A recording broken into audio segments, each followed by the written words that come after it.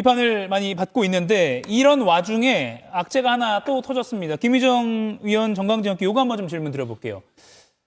이재명 대통령이 성남시장이던 시절부터 인연을 맺어왔던 그리고 줄곧 지근거리에서 언론 공보 관련 업무를 담당하던 김상호 지금 청와대 춘추관장, 출입 기자들과 소통을 많이 하는 역할이죠. 근데 무단 증축된 강남의 다세대 주택을 매입해서 그 무단 증축된 부분까지 월세를 받아왔다. 이게 언론에 알려졌습니다. 김의정 의원님. 네. 또 부동산이고 무단 증축입니다. 사실 김상호 춘추관장은 강남에 요거 6세대짜리 한 채 갖고 있는 것도 재산 너무 많다 이런 비판도 받아왔었잖아요. 그렇죠. 그러니까 참모들 중에서는 아마 제일 많지 않을까 싶기도 예, 그런 한데요. 언론보도 있었죠. 네, 정확하게 모르겠습니다만은. 그런데 그 대통령께서 주택 정책 관련한 공직자들, 특히 그 다주택 보유한 참모들 안 된다. 그런 얘기를 일찍이 했고, 그다음에 또 이해 충돌할 수 있는 그런 자리에 있는 사람들은 복사하는 사람도 안 된다. 뭐 이런 예. 취지의 얘기를 했던 것 같아요. 네. 물론 청와대 춘추관장이 뭐 주택정책 관련한 인물 그런 자리는 아닙니다만 그래도 대통령과 성남시장 시절부터 지근거리에서 함께 해왔던 그런 참모라는 측면에서는 저는 비판을 피할 길 없을 거라고 생각하고요. 뭐 6월 달부터 사의 표명을 했다고 하는데 이번에 예. 남미 순방 다녀와서 사의 표명을 했다는 거잖아요. 그런데 청와대에서 징계 후에 면직이다라고 왜 얘기했겠습니까? 그만큼 민심이 들끓고 있기 때문에 예. 그런 조치를 취할 수밖에 없는 거라고 생각을 하고요. 단호하게 선을 긋겠다. 그렇죠. 예. 또 본인이 여러 가지 얘기를 하고 있습니다마는 글쎄요, 국민들이 납득할 수 있는 수준인지는 모르겠어요. 그래서 예. 청와대 참모들도 그렇고 요즘에 김용복 정책실장이 SNS를 조금 줄이고 있더라고요. 예. 참모들도 그렇고 또 집권 여당의 의원들도 그렇고 한 번 더 생각하고 글을 올렸으면 좋겠고요. 그리고 이게 미칠 여파가 국민이나 그 언론에서도 주목하고 있는 거예요. 그게 집권 여당 또 정부의 책임인 겁니다. 그만큼 무거운 거예요, 그 자리가. 예. 그래서 한 번 더 생각하고 올렸으면 좋겠고 자신 없으면 아무 말도 하지 않으면 아무 일도 일어나지 않는다라고 일찍이 국민의힘에서 나온 바가 있잖아요. 가만히 있으면 중간은 가는 겁니다. 이게 정부에 너무 정권에 큰 부담이 되는 것이고 하필 막 줄지어서 이게 터지고 보니까 정말 여기저기 지뢰밭 같은 생각이 들어요. 예. 이게 정말 대통령에게도 정권에 엄청난 부담이 되고 있잖아요. 그래서 모두가 좀 조심했으면 좋겠고 한마디 말도 좀 신중하게 생각해서 했으면 좋겠고 예. 또 이 춘추관장 같은 케이스도 뭐 청와대 속전속결로 아마 처리를 하겠죠. 그렇지만 이 말 한마디가 이 국민들이나 또 지금 준비하고 있는 부동산 정책 개정 법들과 관련해서 그 미칠 여파에 대해서 한 번 더 생각했으면 좋겠습니다. 예.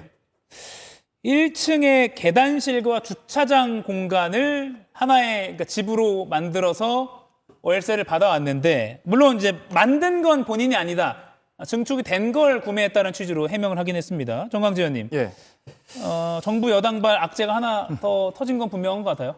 저는 이 문제 이렇게 봅니다. 이재명 정권이나 민주당이 주택과 관련한 문제를 경제적인 문제로 보지 않고 경제 이슈로 보지 않고 도덕과 이념의 관점으로 보니까 예. 다주택에 대해서는 무조건 악마화하고 투기꾼으로 만들어 버린 거예요. 그러니까 지금 본인의 정부에서 일하고 있는 사람 저런 상황이니까 함께 일할 수 없는 거죠. 그거에 대한 책임 물어야 되는 거고 이게 과연 맞는 방법인가라는 데서는 전 의문입니다. 근데 이 부동산 정책과 관련해서 결국엔 알파이자 오메가는 공급 문제입니다. 공급 문제에 대한 신뢰를 어떻게 회복할지가 관건이지 다른 뭐 세제 개편안 대출 이런 문제를 건드린다고 해서 해결될 문제가 아니에요. 제가 좋아하는 그 개혁신당 김성열 최고가 이런 비유를 했었어요. 주택시장과 관련해서 선발이 공급이고 중간 개투가 세제 개편 또 마무리가 대출과 같은 금융규제 이걸 얘기했는데 세제 개편과 같은 중간 개투만 계속 넣으면 뭐합니까? 예. 선발과 마무리가 무너지면 이 야구 게임을 이길 수가 없는 거거든요. 그러니까 주택시장이 그런 겁니다. 주택시장에서 지금 공급과 관련해서 135만 원을 공급한다 그랬는데요. 그러면 5년간 135만 원이면은 평균 1년에 한 35만 원을 공급해야 되잖아요. 근데 지난 1년간 공급한 거 보니까 이재명 정권에서 약속했던 거 25%밖에 공급 못했다는 거 아닙니까? 그러면 집값을 어떻게 잡을 수 있겠어요? 저는 공급과 대출 분야에 있어서 확실한 시장 신뢰를 주지 않는다면 예. 어떤 대책을 내놓는다고 하더라도 예를 들어서 뭐 다주택자든 초고가 아파트든 중과세를 강화를 한다고 하더라도 이 문제 못 잡을 거라고 생각합니다. 예. 김상호 청와대 춘추관장 입장도 하나 저희가 그래픽으로 준비했는데 잠깐 보여주시죠. 매입 당시에 주차장 일부가 원룸으로 변경된 상태였다. 직접 증축하거나 지시한 사실이 없다. 전국화된 현상이고 이렇게 개조해서 임대하는 거예요. 정부도 이거 양성화 유도 중이다. 이렇게 해명을 했습니다. 서영주 의원께 여쭐게요. 네. 이 해명 국민들 눈높이에 맞다고 보세요? 어떻게 보십니까? 해명을 하지 않았으면 차라리 나았겠다. 아, 그냥 뭐 할 말 없습니다. 제가 사실상 부동산 이재명 정부의 부동산 정책에 부담이 되는 부분을 취소하기 위해서 제가 자리에서 물러난다. 차라리 좀 담백한 해명이었으면 좋겠는데 예. 이게 전국적인 양상이고 양성화되는 과정이다라고 하면 억울하다라고밖에 안 들리잖아요. 예. 그러니까 기왕 지금 청와대에서 징계 절차를 거쳐서 면직이 되는 상황이라면 그래도 대통령을 지근거래해서 지켜왔던 분이었다면 차라리 좀 이게 헌신하고 희생하는 모습으로 자리에서 물러나는 것들이 훨씬 더 깔끔하지 않았을까 싶어요. 저 부분에 대해서 국민들이 그렇구나. 지금 춘추관장의 이 다세대 주택에 대한 그 원룸 예. 1층에 대한 부분들 주차장을 변경한 게 잘못된 게 이게 억울할 수도 있겠구나 생각하는 사람 없을 거 아닙니까? 예. 저는 사실 아까 정광재 대변인도 얘기했지만 이재명 정부는 그러지 않으려고 노력하는 거는 같아요. 뭐 4세 주택을 가진 분들을 뭐 죄악시하거나 악이라고 규정하거나 그러지 않거든요. 예. 그래서 지금 저도 이제 계속해서 이 부동산 정책을 추진하는데 주변에 작은 일들이 지금 터지면서 악재로 작용하고 있어요. 빌미를 주고 있어요.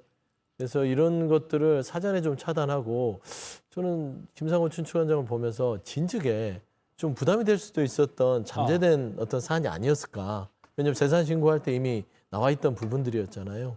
그래서 좀 자진해서 자발적으로 조금 더 일찍 조금 더 매끄럽게 이 자리가 예. 교체가 됐으면 부동산 정책이 한참 무르익을 때 좀 악재를 정하지 않았을 텐데라는 그런 좀 결과론적인 후회도 한번 해봅니다. 예.